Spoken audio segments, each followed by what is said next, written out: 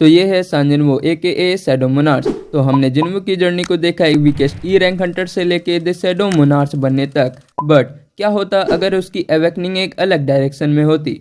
सोचो, सिस्टम ने उसे शैडो मोनार्च बनने की जगह मोनार्च ऑफ डिस्ट्रक्शन का वेसल बनने का चांस दिया होता। हालांकि ये फेक ब्लड लाइन में दिखाया गया, हम लोग इसके ऊपर भी बात करने वाले हैं।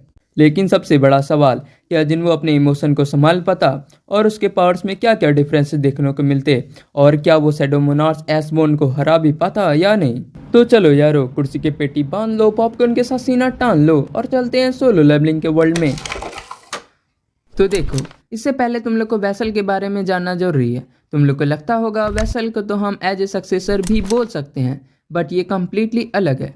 सक्सेसर हम लोग उसको बोलते हैं जो तुम्हें ऑल पावर्स एंड ऑल आर्मीज तो दे ही रहा है with your on emotion, but vessel में ये कम्प्लीटली अलग हो जाता है। तुम्हें पावर्स तो मिलेंगे ही, बट तुम्हारे इमोशन को कंट्रोल करने वाला कोई और ही होगा, जैसे कि सोलो लेवलिंग के फेक ब्लड लाइन में दिखाया गया है।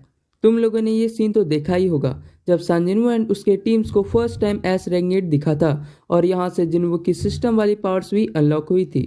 जिन लोगों ने ये सीन नहीं देखा है, मैं उन लोगों को एक छोटा सा रिकैप बता देता हूँ। जैसे कि ये लोग उस डंजन में एंटर्ड हुए, उन लोग को बहुत सारे स्टैचूज दिखाई दिए।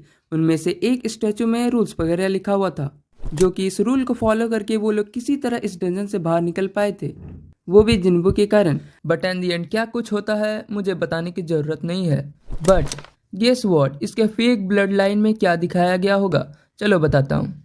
Homies chapter 198 spoilers.